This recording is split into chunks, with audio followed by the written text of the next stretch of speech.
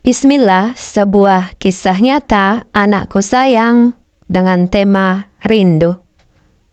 Berpisah beberapa hari saja sudah membuat aku merindukannya. Kami baru saja mengantarnya ke pondok tahfiz. Tak kusadari ia telah beranjak remaja. Usianya baru menginjak 12 tahun. Belum terlalu matang dan masih sering bergelayut manja di bahuku. Tidur pun kadang masih minta ditemani. Saat aku atau suami makan, sesekali ia masih ingin menikmati suapan dari tanganku dan abinya.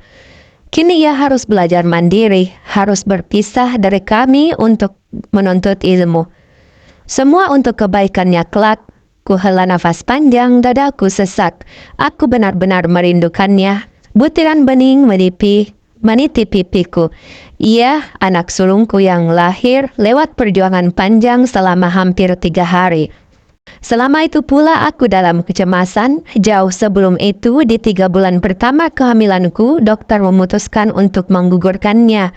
Alasannya, janin sama sekali tak mengalami perkembangan.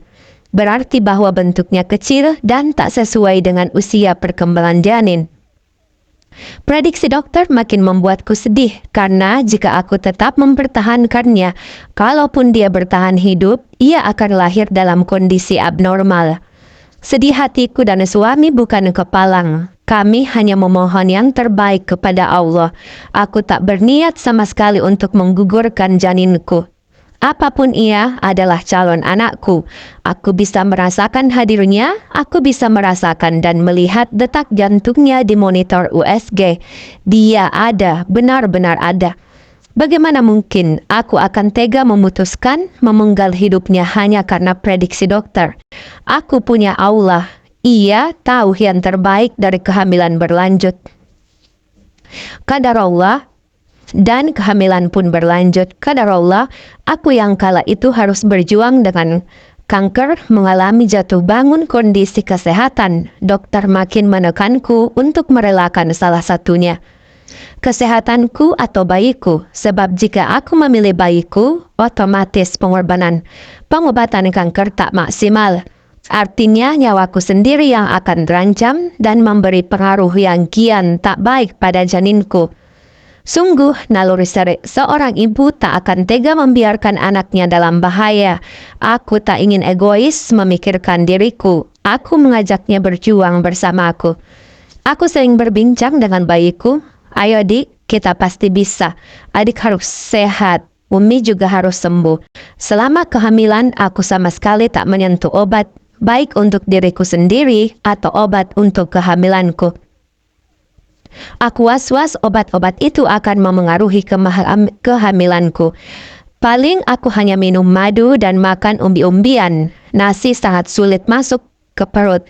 Baru sebentar di perut sudah pasti akan muntah. Bulan ke-9 berlalu, begitu saja. Bulan ke-10 lewat 20 hari. Setelah 3 hari berjuang dalam sakit yang sangat, pembukaan 2 terjadi hari pertama. Bertahan pembukaan 3 sampai hari kedua, barulah selepas zuhur di hari ketiga pembukaan bertambah sempurna. Ragaku sudah tak karuan rasanya. Usai aku pingsan beberapa jam sebelumnya, sulungku lahir. Tangis yang keras segera memenuhi ruang persalinan. Bu bidan bilang bayiku sangat sehat. Bobotnya 3,8 kg dan panjangnya 51 cm. Aku bersyukur tak ada habisnya. Qadar Allah, aku tak ikut saran dokter untuk menggugurkannya. Jika ku ikuti, pasti aku tak akan pernah melihatnya lagi. Berkali-kali aku bersyukur pada Allah, sampai aku menangis. Untuk melahirkannya, aku mendapat 27 jahitan. Masya Allah. Rasanya jangan ditanya lagi. Usai melahirkan, aku tetap pengobatan sakitku. Atas izin Allah, aku berhasil sembuh. Tumbuh penuh dalam asuhan tanganku, coretan kenangan banyak lalui bersamanya saat ia opname di umur 4 bulan yang membuatnya nyaris kehilangan nyawa karena wabah muntaber. Saat ia mulai berjalan, merangkak, berbicara, saat ia menginjak bangku Rodatul Atfal, saat ia masih sibuk dengan botol susunya hingga kelas 2 SD, sungguh momen yang tak akan pernah aku lupakan. Prestasi kecil mulai ia ukir yang tentu saja semua itu membuat kami diam-diam merasa bangga. Masya Allah, anugerah yang indah. 4 adiknya adalah kesayangannya. Ia sehari-hari bermain bersama mereka. Saat tempo hari pamit ke pondok, pada akhirnya aku lihat sudut matanya basah. Meski sekali waktu mereka ribut, aku tahu mereka saling menyayangi.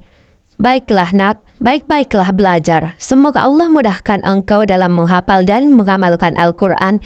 Ini harta terbesar yang kami punya untukmu, agar engkau lebih dekat mengenal pada Allah, Tuhanmu yang satu. Kami menyayangimu, karena itu kami antar dirimu ke sebuah tempat yang semoga bisa menjadi sebuah jalan menuju jannah.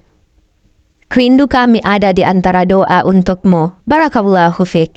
Syukran telah mendengarkan kisah ini. Semoga dapat memberikan inspirasi bahwa Allah akan senantiasa bersama dengan orang-orang yang bertawakal kepadanya. Assalamualaikum warahmatullahi wabarakatuh. Sampai jumpa di kisah-kisah berikutnya. Ma'assalam.